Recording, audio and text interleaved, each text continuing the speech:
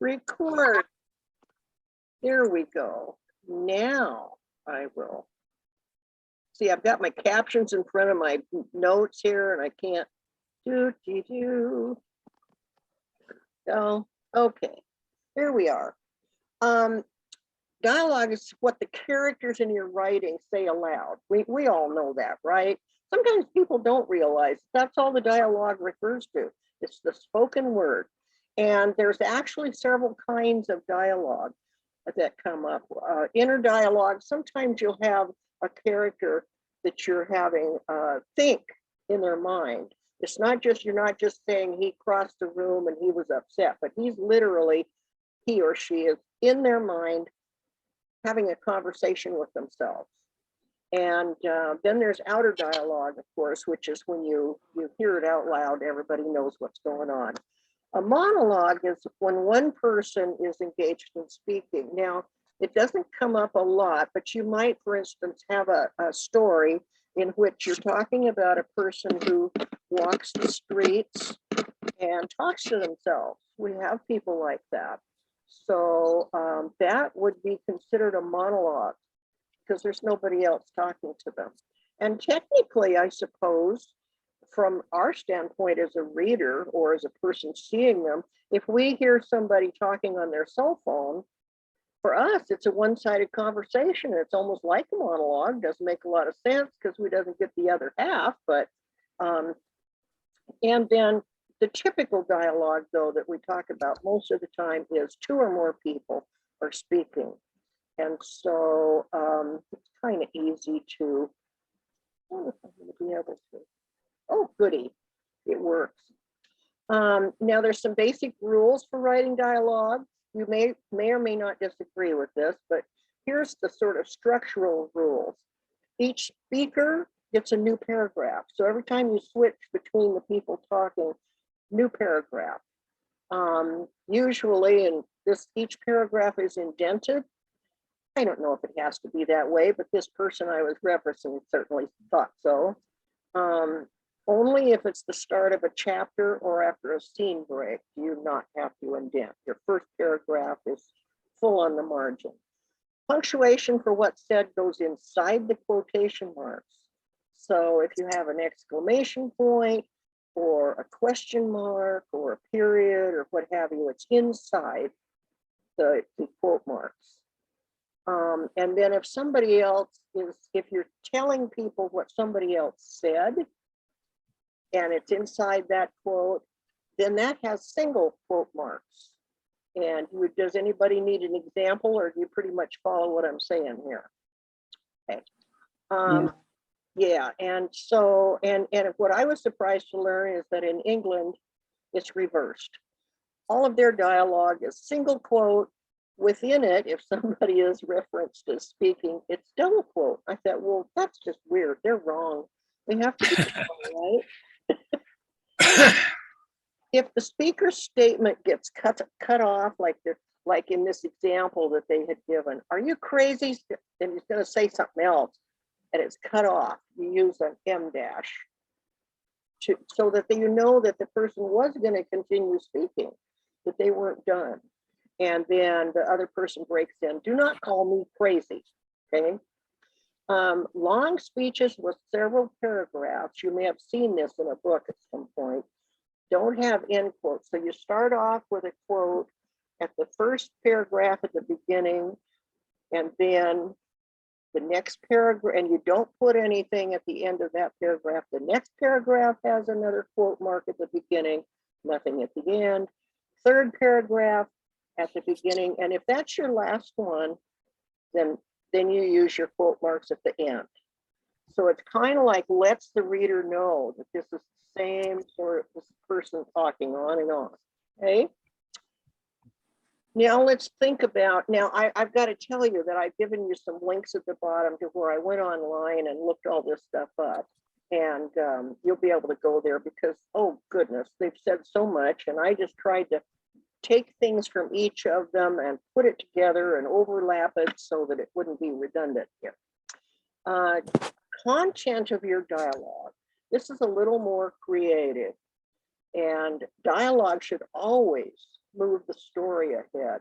You don't just stick stuff in there so people can talk. You've only got so much space. You've only got so much attention span in your reader. They don't want to hear miscellaneous stuff like, hey, Bill, how are you doing today? Oh, I'm fine. How are you? See, that's not doing anything. Now, occasionally you might have a character, for instance, that every time they see you, they say, oh, hi, Bill. Okay, if you stick with that and every time they see you or another character, they say, oh, hi, somebody, that's okay, because that's a sort of a style for that speaker. But you don't want everybody always having these long, unimportant conversations. So get the small talk out of there. Avoid using modern dialogue inappropriately. So let's say, as Steve knows, you're in the past, you're in history, and you don't want to be talking about stuff that doesn't even exist yet. Now, if you've got one of those novels that's sort of a mixed time bag, and you are literally overlapping different eras, you may be in and out of. You may be in the current time, and then you may be in the past. Be careful that in the past, your dialogue matches the past. And in the present, it matches the present, okay? Use real speech, real language, like I'm talking right now. This is real. It's not very grammatically correct necessarily. I'm not making a speech in front of a large group, but this is real speech. So where do you put the commas? Where do you put the periods? You just kind of have to work that out. But the important thing is you don't want to confuse your reader. So your punctuation wants to help that reader follow you and know who's talking. But at the same time, you don't want it to be so strict and archy that it's not like the way people really talk. Okay. Avoid using more than a slight amount of I dialect. Now, I didn't know what the heck that was, but it's literally when you have a character maybe who says, hey, what's happening, cuz? You know, so do you spell cuz? C-U-Z. Well, be aware of the fact that that's not usually a good idea. Now, you may have to do a little bit of that if you have a particular character that has to, but if you can work it out and figure out a way to keep that to a minimum, you're better off, because you can lose your readers that way. Now, should I stop and have questions and comments, or should I keep going? Okay, I'm going to keep going then. The battle over tags. Now, you hear a lot of this all the time. You hear some people say you should always say, he said, she said, right? Don't ever do anything else. Well, you have other people, and you'll find them if you follow those links. And these people are just as valid in their ideas as anybody else. And they will say, you can have different ones. He whispered, he snorted, he, you know, whatever. I try to, if I can, avoid using the he said, she said, or the character said. I hate the said word. They say it smooth because people don't see it. I see it all the time. If I'm reading something and it says said all the time, drives me up the wall, and I frequently stop and have to go back and start reading again because I get lost. Anyway, so here's 3 examples of Sandy making a statement. I hate you, Sandy said. I hate you, Sandy yelled. Now, see, it's the said and the yelled that's different. What I choose to do is things like, Sandy was angry. I hate you. You've never cared about me, have you, Benny? See, I'm telling you who the people are, and I don't have to say he said, she said, or skipped, or jumped, or anything, okay? And this was another example that I liked that one of the people had in their writing that I researched. You really shouldn't have done that, he whispered. Now, that's where I was saying he whispered. And, you know, so there you are. I kind of fall on the side of maybe use some other things if you can do it creatively and interestingly. Then the next thing that I want to emphasize is a character's unique voice. One of the ways that you can help your reader know who they're listening to when it switches from character to character.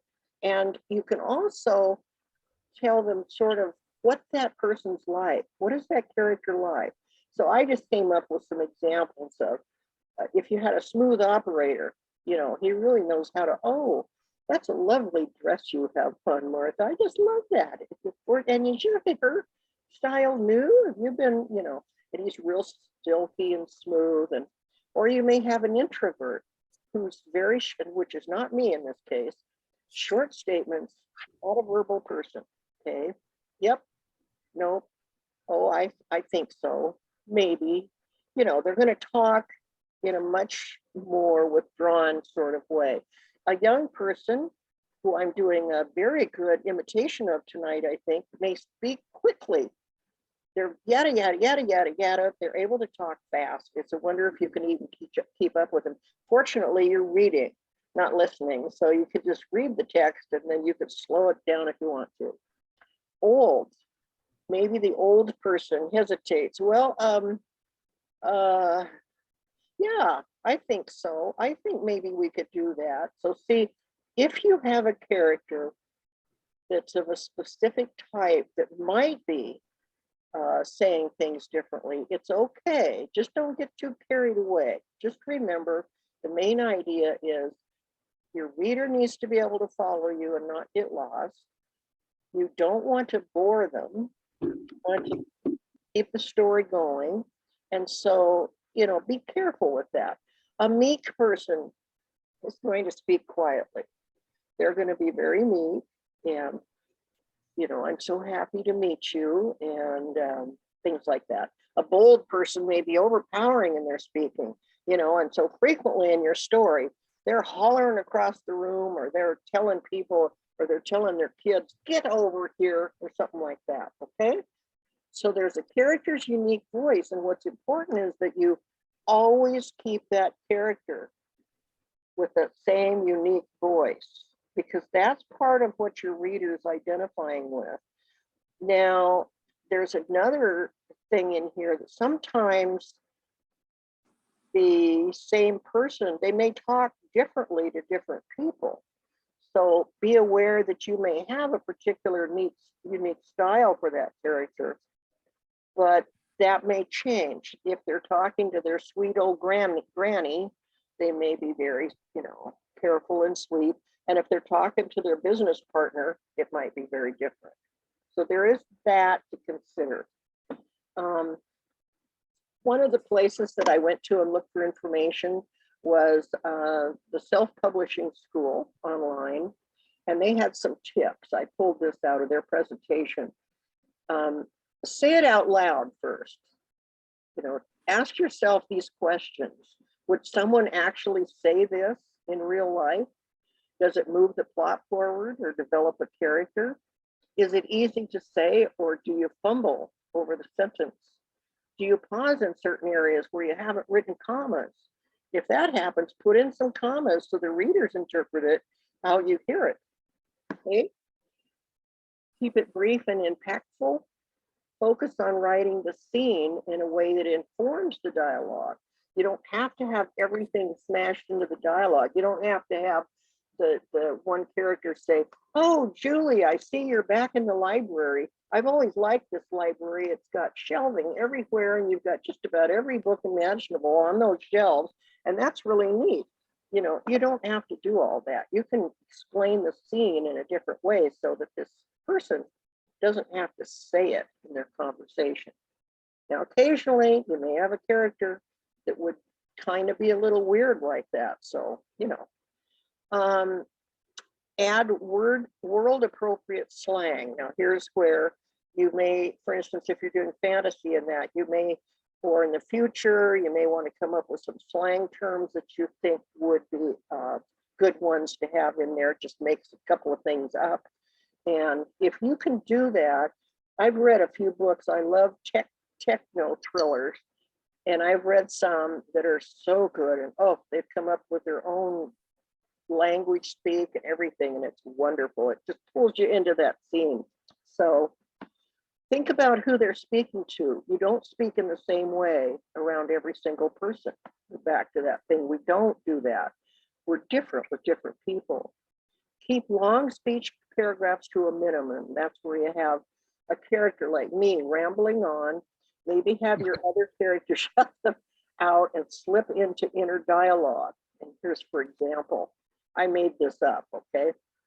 And Sarah said, "You don't get it, do you?" And I said, "Of course I do." And she said, blah, blah, blah, blah, blah, blah. Eric was used to listening with one ear, as he called it, when his wife went off like this. He started thinking about where he might be able to go that weekend, maybe fishing or just take a drive. Yeah, that would do it. A little getaway. He checked in on Samantha. She was still talking. Eric sighed and settled in for a long wait. Okay. Let's see.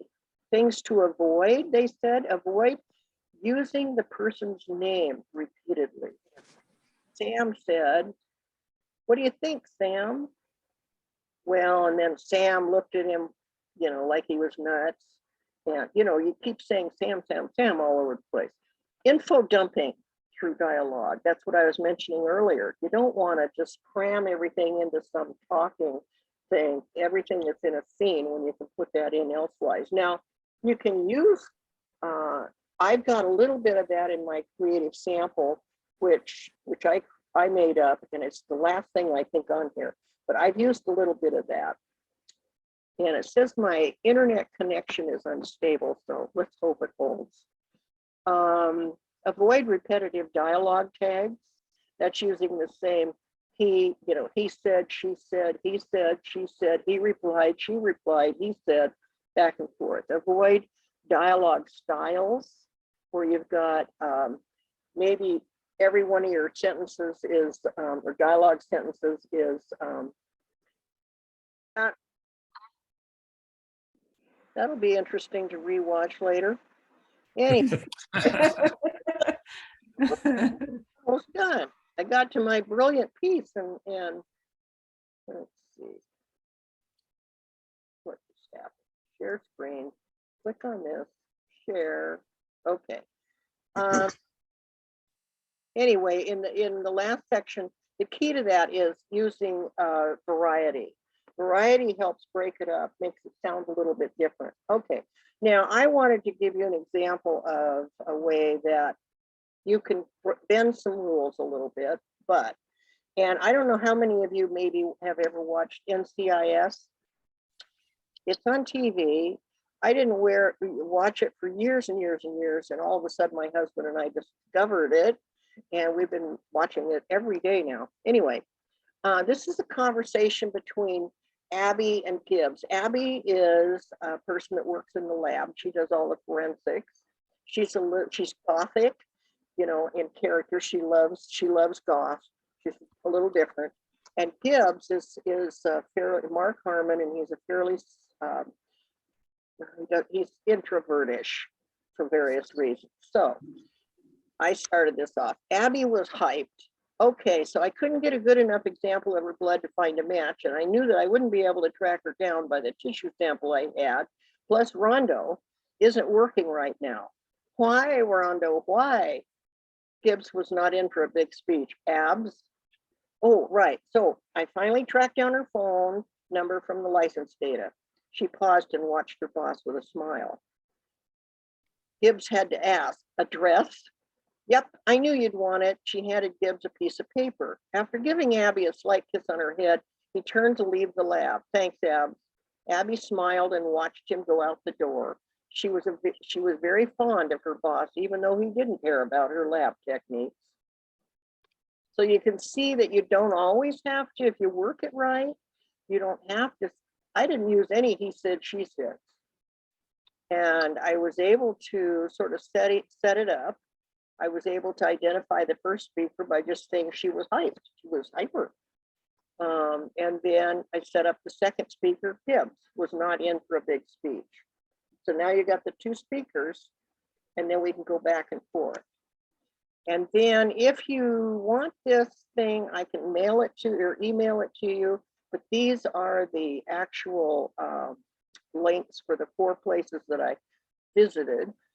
Some of them I pulled more information than others. Berkeley, Self-Publishing School, Indeed, and Readsies. Okay, so let me see here. We have 5 minutes still. I went through that as fast as I could. From Peter, I'm wondering if this document can be shared with us on, yes, I will be sending that out. Thank you. And Linda, while you were popped out, there was some discussion already shaping up. So maybe some of these people could jump in with that. You want to just jump in, go for it, because I'm just sorting out the screen now. I forget who, but somebody was asking about tags. Yeah, I kind of started that with now getting into audiobooks. I found out that putting, Susan said, well, at the end of the quote, well, no, that doesn't really work in an audiobook when you're doing a lot of, so I have to start, and I've gone back and I'm going through and I'm putting it, Susan said before the thing, just so if you have a lot of different characters talking, it makes a lot more sense that way to listen to. Mm-hmm. Yeah, the thing you want to avoid in all cases is to start everything with, Susan said, did it. Mark said, did it. Susan responded, did it. See, it's a monotonous style. So that's mostly the problem. Now, one of the things about audiobooks that's a little different, where they can sometimes break that stuff out, is because if they have different voices for different characters, then you automatically know from person to person. And if you have a good narrator who's able to put on different voices, different characters, that'll work too. Yeah. So I did find that my narrator that's working on the first one, she had to go through and read the whole book and highlight each different voice. And those tags helped her identify which voice she needed to use. So she needed tags. Yeah, it's how you use the tags, because the important thing is as the person's reading, can they tell who's talking? It would be the same for that narrator, because if they can tell, if 2 people are talking and one person, you've identified who they are and you've identified who the other person is, and then they kind of go back and forth, you may use stuff in the narrative that says he was getting angry, then you know it's still with the male character. You see what I'm saying? So you don't have to use, and those are all tags. The tag can be a phrase about the character.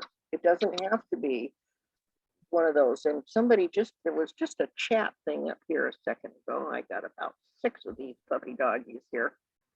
I'm telling you, it keeps you busy when you're doing this. Document shared, would like them emailed, yes, an email. And Peter had his hand up, so he had something he wanted to say. Yeah, that's what I do. I lead groups with Zoom people, and so I raise our hand that way. Yeah. Obvious. Anyway, my challenge is, how do you show dialogue with American Sign Language? You know what I mean? Yeah, my characters, have fluent American Sign Language dialogue amongst themselves. Yeah. And so the huge challenge is, how do you show American Sign Language dialogue? And the way I do it is whatever is fluent, signing between characters is then in English, so it's in English quotes and everything. But sometimes deaf people, when they try to read lips, and like I'm doing right now, there's a lot of missing words, missing stuff. And so I have a lot of broken up sentences, sentences where portions of the sentence is there. And so for people who read my books, it can be a little disconcerting, because it's hard to track some of the what some of the characters are saying, because that's how the deaf character is experiencing the language. Right. And so as an author, I have to evolve to do a better job at that, so I don't lose the reader. That's an interesting situation. Yeah, you're right, because like if they have a deaf character on a television show, frequently within it, Like there's this one we watched that's done out of another country, and the coroner is deaf, and she puts in the earphones so she can sort of hear. But a lot of the characters, they use the hand signs Right. as well as talking. And so it, you know, because we can see them visually. Now, I don't know what happens with a blind person who cannot see, who cannot read the book. They're going to want to listen to the audio version maybe. And so how does one go? As well, the workshop that I was at had a young woman who was blind, and she had this machine, and so it was very interesting. It was a braille machine basically, Mhm. and it was very interesting watching her use it. I don't know how it works, but she had everything figured out, had all our stories read to critique, and everything. It was pretty cool, pretty amazing. I'm Twitter friends with a blind lady, Mhm. and the one thing you can't do with her is put memes on. Yeah. She doesn't do well with memes, but she does do good with jokes. Okay. If I may, we have, there was for theater classes ages ago, there's a very simple thing. And if I were to write,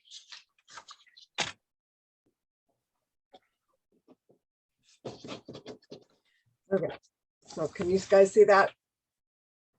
If I write that simple phrase, I Yeah. love you, okay. Yeah. Without anything else behind it, that can be taken in so many different ways. Yeah, I love you. Mhm. I love you. Yeah. I love you. Ugh, I love you. Yeah. You know, and so there's so many characters that we can portray within our voices, which is going back to the sign languages and things like that. How, you know, how do you describe that face, which will also give you a little bit of that. And I don't know if that will help you guys visualize what your character, I don't, anyway, sorry, but that's part of the theatrical background, that there's so many different ways of saying just those three simple words, that those front and back, and a character's physical presence may help interpret their emotion better. That makes sense? Yeah, I think this whole conversation is good, because I think historically, isn't that the mistake we've made, where we just went for the majority and said, oh, well, most people can read this, most people can see this, most people can hear this audio, you know, and today we're trying, I hope, much more harder to figure out ways to integrate everybody together so that everybody gets to share in things. And hopefully they will be coming up with some more things that aren't too expensive. But it would be hard for me. What happens if you, like you said, have to do a lot of facial description in the book? Well, what about people who don't need that? How are they going to, you know, are they going to read the book or not? So Yeah. it becomes, then you have the next question. Do you have to put out different versions for people? Well, that's kind of exclusionary in a way. So it's quite the topic. Steve's got his real hand up instead of the orange one. Yeah, there's just a couple of things that I wanted to throw in for tonight. In writing Anissi, my latest novel in ancient Greece, I had two characters that had an interesting speech situation. One of them was a stutterer, and to write dialogue appropriately stuttering is an interesting challenge.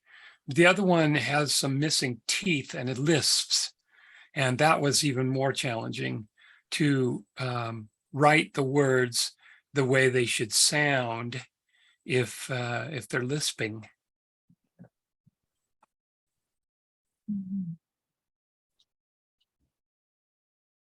Yeah. I just want to do one quickie. I have a lot of my characters use italics to show inner thought. And one reader told me that she thought that was more telling, telling rather than showing. So that maybe that when I read and revise and revise and revise, I should be looking at, could I show what my person is thinking through action rather than inner dialogue, so that the story does not become weighted down with italics. So I posted that in the chat, and Kalila commented, lots go through our minds that don't come out our mouths. So thank you, Kalila. Yeah. Yeah, I think it's probably, you're going to find it'll be a combination. Where part of it will be told about their movements and part of it will be then in the mind. Because really our mind is, when we think in our minds, usually we're very disjointed anyway. I mean, we're not really trying to speak clearly for anyone else to understand. And so our brains just, our mind, excuse me, is just kind of going, la, la, la. Oh, wait a minute. Did I do, oh my God, I forgot, you know, and we don't even finish sentences. We're just throwing little things out. So every one of these challenges, we'll call it that, deserves, everything that we've talked about deserves serious consideration in how do we do something about it? How do we manage a way to include people and not keep excluding, and at the same time somehow make our writing flow and be interesting and pull the reader in so they can be excited about it and they don't want to put it down, keep it up. So I hate to keep going back to that idea as we've done it. Well, who's your audience? You know, just write for them. Well, yeah, but there's a couple things to consider. One is you might want to grow your audience and spread it across a wider field. The other is it's still important to respect other people and say that they deserve the opportunity to engage with your work as well. So I think it behooves all of us to think in terms of how can we best do our writing. Frank, he's got something, it's sticking up there. Is that your hand? It is. I was being patient, though. You were making an excellent point. I just didn't want to. Oh, thank you, sir. So please finish. Oh, that was my point. Just that I think, Oh, you know, should go for it. well, I made a couple of notes while you were talking, and I just wanted just 3 quick points. One is contractions in dialogue. Most people, at least in America, who aren't super educated or don't purposefully do otherwise, tend to speak in contractions. And while your narrative might not use a lot of contractions, having your dialogue use contractions is probably the way to go. Unless somebody is very urbane or very educated, or that, you know, that's their speech. They don't speak in dialogue, or they don't speak in contractions. Yeah. Just something general to think about as you're rereading your dialogue for whether it sounds right or not. I found sometimes if it sounds a little stilted, it might be because it reads really well for narrative, but not really well for dialogue, because people speak differently than they write. The second thing was, you talked about not using info dumping, not doing too much info dumping in your dialogue. And I would say that info dumping is a whole other topic that we could cover sometime, how to handle that. But I just wanted to say that I wouldn't shy away from using dialogue as an opportunity to get important information in. Mixing that in with your narrative, because going all one or the other obviously is going to be a little top heavy, whichever way you go. But I found the dialogue to be a very succinct way of getting some information in, as long as it's not shoehorned, as long as it's organic. Yeah. It's not, you know, forcing people's words into people's mouth. The other thing, the last thing I wanted to say is, if you want to read good dialogue, and once again, I'm talking about American dialogue, Elmore Leonard was a master at it.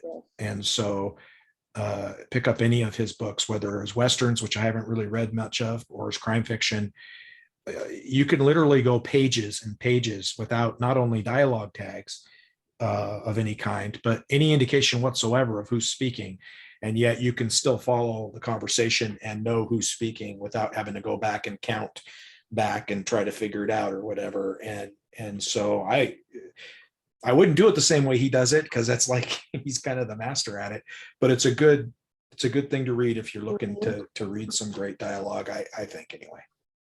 Well, I was just going to bump off with what you said about the info dumping is when people go on and describe, you know, maybe the person's talking and they start telling you about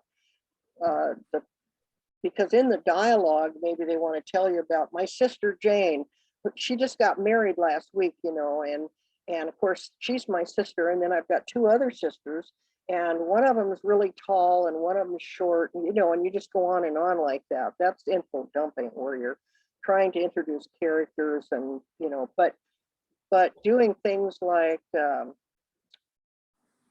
See, I think you could do it exactly what you just described in dialogue really well without it being info dumping. If it's a monologue, like you just gave it, absolutely, that's gonna monologue, suck. yeah. But You're gonna have a monologue. if it's two people talking and they're interrupting each other, and the person says, "Wait, is that your sister that went to Michigan? Because I hate the Wolverines." No, it's my other sister. That's Jeannie. I'm talking about. I mean, you could do it in a way that is entertaining and still gets. I mean, I understand info dumping to mean important information, according to you, the author, that you want the reader to have, which you are basically just going, bleh, and here's the expository. And if you're going to do that, you want to do it in an entertaining way and ease it in. And I wonder if we're using the same term differently. No, the stuff that I've read about for info dumping in other places, it had to do with trying to tell the audience or the reader how tall the characters were, whether they were married or not, what, you know, and you just dump that all in instead of dealing with it in some spread out fashion, because they think they've got to get all that stuff in there so that you know this character. Well, you kind of, you know, some people may be able to pull that off in a good way. I've started to read things like that before, and I just skip those pages because it's like, I don't want to hear all this stuff, you know, let's get on with the story, okay? So I think it's always with all of this, it's a balancing act. How do you maintain the readers? Yeah. And I think that what you're talking about, Frank, is kind of what I was doing a little bit earlier with the one that I wrote, where you're telling a little bit. He doesn't like to hear about her stuff. So he just says, abs, you know. And so, yeah, I think that dialogue and narrative are both opportunities to get information out to your reader. And I just didn't want the idea to get out there that you shouldn't share it in dialogue. I mean, maybe I misunderstood what you were saying. No, I was just using the classic description of info dumping, which means, like you were showing, where they just kind of put everything in there. And no, you don't want to do that. It's, you know, Tonda, are you doing this? Because you want to. The one thing I didn't see in any of your slideshow or any of that is that I've heard basically is more about not having your characters repeat things that they would normally know already in the scene, because, you know, like you would naturally already know, you live in this house, you know the door's over there. You wouldn't say the door's over there unless you were specifically telling someone who didn't know that. So it's more of like you're talking about info dumping, but then in this case, we're talking about, you know, like sharing things that the character knows, but you're just trying to tell the reader that there's better ways to do that. Yeah. That's known as, well, as you know, Bob syndrome. Yeah, you're absolutely right. I mean, and that harkens back to one of the things that was listed in there. Would somebody say this in real life? You know, and so you're really trying to find some kind of a combination that will balance all of these things. It isn't like you're going to do it all this way or all this way. Occasionally you may have a wordy character that wants to, you may have them start to explain everything about their living room. And then Joe's going, oh my God, there she goes again. Hey, Sally, I get it. I know about your living room. Okay, let's move on now. And so, and the reader will be going, yes, thank you. Anyway, and Herbert, were you trying to get my attention there? Or are you frozen? Is everybody frozen? Are you still there? Yeah, have any of you used auto? I have, yeah. I said Am I I have. muted? Autocrit, Oh, okay. awesome. Yeah, because it'll tell you how many times if you repeated a phrase. Yeah. And it show versus tell, and it actually will read back to you 1,500 characters at a time. So you can actually listen to, and it goes by author. If you want to compare your work to a certain author, you know, you pick the author you want to compare, and it'll try to keep you on that style. Yeah. I like it a lot better Grammarly. Mhm. Yeah, I think that is a good tool for people who, particularly for beginners, who need that kind of assistance. Once a person has written a lot and they've gotten comfortable with their style and how they do their characters, I think they're probably, you know, not as helped by something like that. But Yeah, the one thing I find myself doing is you know, when you're 20,000 words or something, you're moving right along, you forget how many times you've used that one word or phrase. Yeah. And it'll pick it up and say, oh, this is how many times you've used it, do something. mhm. Pro writing, it works that way too. Yeah, there's a lot of writing tools like that that'll help you. Even Word will do that, because you just go in and say search for this word and it'll bring it all up. And there it is, and it's all highlighted. And you say, my God, did I really use it that many times? So you go to each one and you decide, do I want to keep it? Do I want to fix it?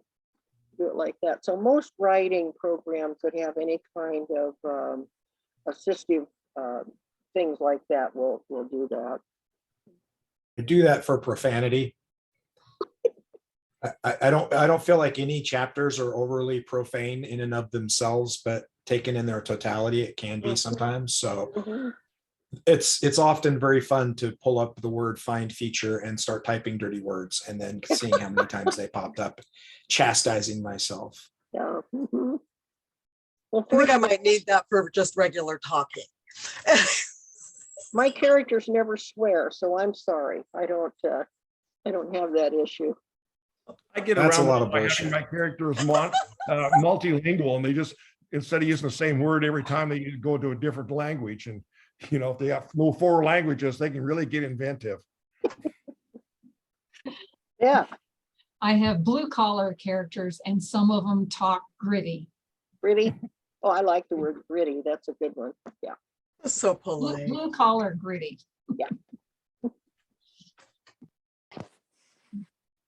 We got any more comments about our topic? So y'all feel real confident that you know how to do dialogue and everything works for you and you don't need any help. And Linda, did I miss it, or did you say read it out loud? yes, we had to Yeah. read Okay. it out loud. I can't express that enough. Or use the read aloud feature on Word to listen to it yourself rather than hear yourself saying it. You will find some very stilted dialogue that way. Mhm, mhm. Yep, Interesting. agreed. Oh, and I was going to say also, I left off a couple of things. Oh, dear God, have I lost it already in my brain? Ways to get your dialogue to be like real people. Okay. I'd left that out of the writing. I'm going to have to go back and put that in the document. One of the things you can do is read a lot. Okay. Read other people's work. See how they deal with dialogue, especially people that are very successful, because their editors, if not them, then their editors will have gone through and fixed things quite a bit. The other is, if you can get away with it, sit in a public place somewhere and just listen to people around you. I used to sit in restaurants when it made sense, and I could sit and have a cup of coffee for a whole half hour and nobody was going to throw me out. And it was safe and all that kind of stuff. And I would listen to people talk. And some people were angry, some people were laughing, some whatever. But I am fairly good at dialogue. Okay? I've been told that by a number of people. And so I think that I picked that up by listening to people. I'm an eavesdropper. And so it gives it that chance to be more authentic sounding. Okay? And anybody think of any other ways to pick up on good dialogue? Go sit in a break shack of a blue collar mailer or something. You'll learn a lot of interesting dialogue. Okay, okay. Stuff that you can use in your stories? It depends on your topic. I found that Your at method is, yeah, your method is a great method though, Linda. I mean, that is how Dire Straits, that's how Mark Knopfler got the lyrics to Money for nothing. Money for Nothing, basically. Yeah. I mean, the word for word eavesdropping of the delivery guy at a Sears or whatever. So there's a long history of eavesdroppers creating very accurate dialogue art. It's nice to know I'm in good company. Thank you. Steve, you were Well, I gonna, just said that the airports also are another place to just listen to what's going on for some real genuine conversation. especially when you're stuck because the plane, everything got delayed and you're stuck there for 2 hours. So you might as well make Yeah. use of it, right? Yeah. But just don't Also- get caught recording. Also go into the mall to watch both body language as well as hear conversations, especially the food court, things like that. Excellent. Yeah. Recording it wouldn't really do you any good though, because the actual dialogue as recorded would be horrible. But what you pick up from listening to it and put through your writer's filter, it could come out as great Yeah. dialogue when you Yeah. transform it. So True, true. Now, of course, I tend to read a lot of quirky authors. There's a lot of writers coming out now that, and I prefer their work, quite frankly. I have to say that, and because I'm always looking for something new, and you wouldn't believe the way they can handle dialogue and everything else, and it is so weird, but it works, and I love it because I mean, I can't stop reading. It's so, I'm just like, oh wow, Martin, look at this. This is great. And I have to read passages to him, and he's going, I don't even know what you're reading. Please don't do this to me. But so some of your audience out there is probably looking for strange stuff. But it depends. That's why you have to decide, who am I writing for? And you know. Let's see, what unusual things. What if you have a ghost that's always talking to the live characters, and the ghost can't be seen, they can't be heard, but maybe they can't stand it and they just keep talking to the live characters? Wouldn't that be different? We'll have I watched that show Ghost on CBS last year, and I found that very interesting because only one character can actually see the ghost in the house, but everyone else cannot. And she carries on a conversation with them all the time, and it just throws the other people off and that can't see the ghost. yeah, yeah, you can have some real fascinating circumstances, and it'll challenge you to come up with unusual approaches to everything, whether it's describing scenes or the dialogue or the what have you. You know, hey, you're going to describe a scene, and maybe one character in the room or three characters see a lamp fall over, and one character sees that the ghost goes over and somehow manages to knock it off the table, you know, and everybody else is talking about it like, whoa, what just happened? So, you know, challenge yourself, do a little short story and see what you can come up with. You never know. You might write a Pulitzer. The hard part about that is knowing your audience. We have a writers group.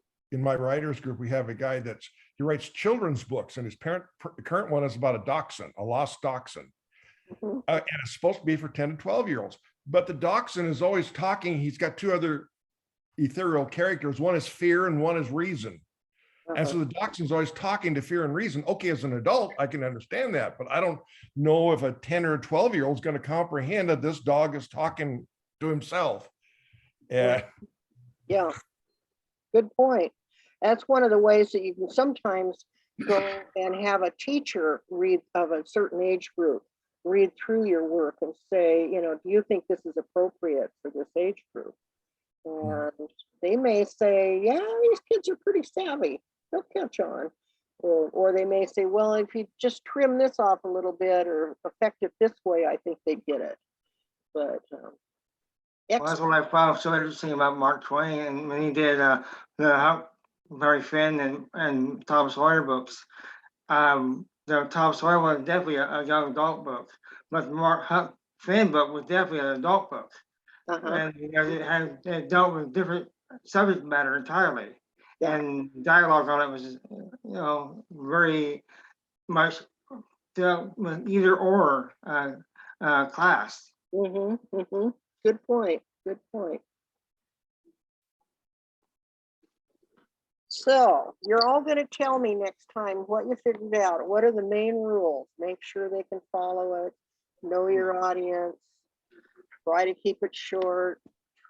Okay, right? You're all gonna do we're gonna have homework here. We have to write a paper on, let's just not go there, okay? It's been a great, Linda, actually, go ahead, Steve.